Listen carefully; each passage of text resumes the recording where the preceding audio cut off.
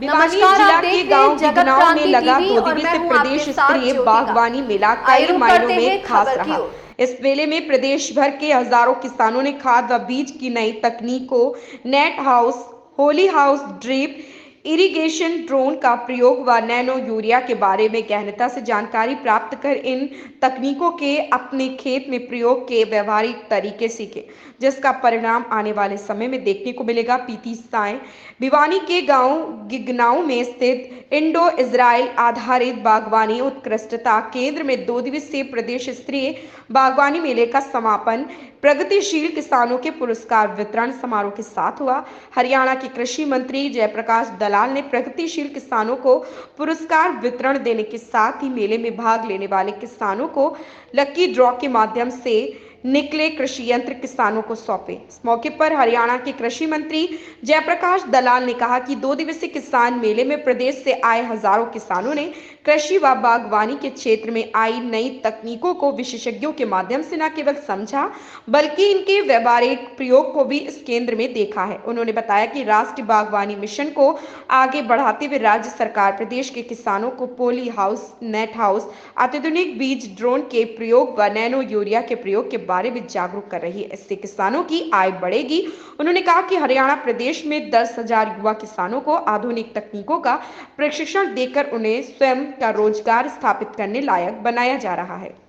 आज जो जीरी है उसका भाव 5300-5200 रुपये है, जो इतिहास में कभी नहीं हुआ। कांग्रेस के इससे कम भाव था, तब भी ये प्रचार कर दिया था कि जीरी बिकी जहाज में, लेकिन हम इससे भी संतुष्ट नहीं है। हम किसान को सबसे ज़्यादा अच्छा भाव देना चाहते हैं।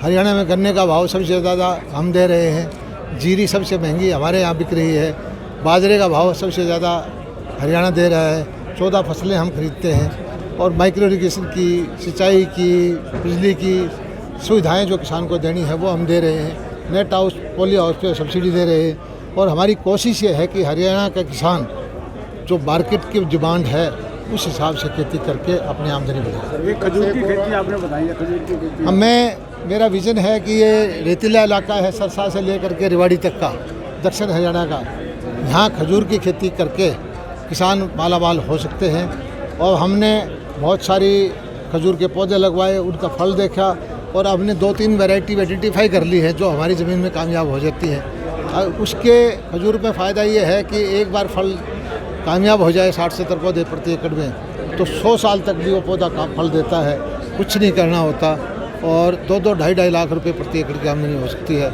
खजूर की है, एवोकाडो की है और भी जो चीज़ें हैं जिसकी मार्केट में अच्छा भाव मिलता है उनकी हम इस सेंटर के अंदर ट्रेनिंग देंगे।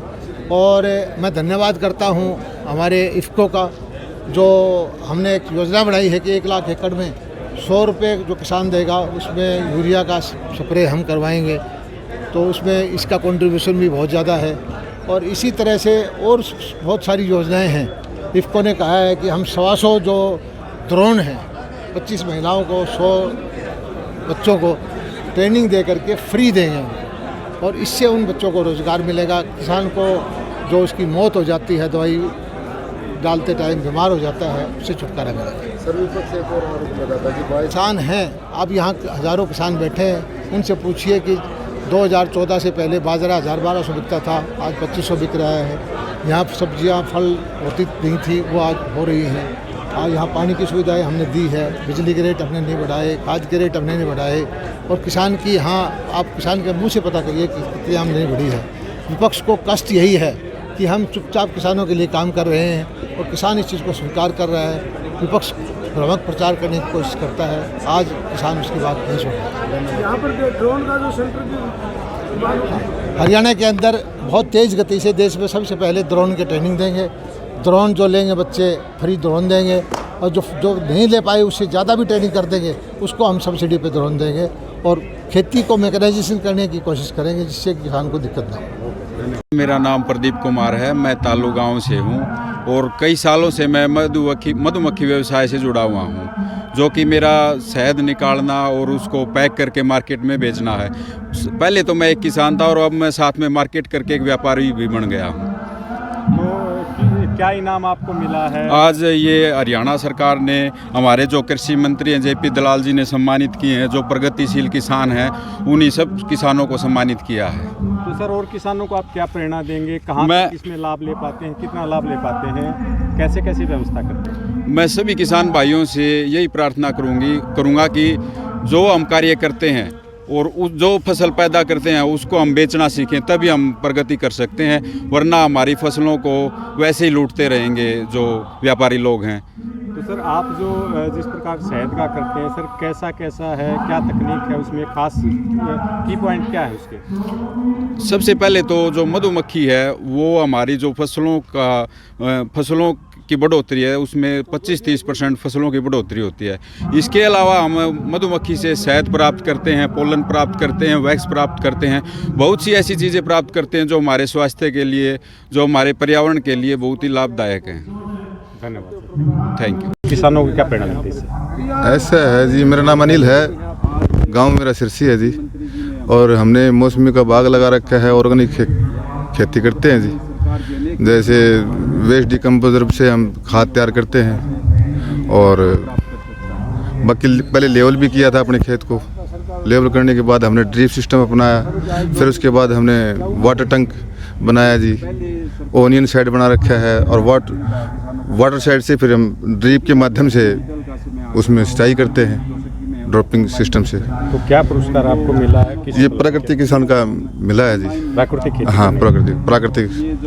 तो कहाँ तक लाभ मानते हैं इसकी प्रेरणा प्राकृतिक खेती आपको कहाँ से मिली? बिल्कुल जी, क्योंकि ये बागवानी जो अपना हॉर्टिकल्चर डिपार्टमेंट है भिवानी, इनसे मैं कांटेक्ट में रहता हूँ जी। ये डॉक्टर साहब उनसे ये ज्ञान मिल जाता है जी।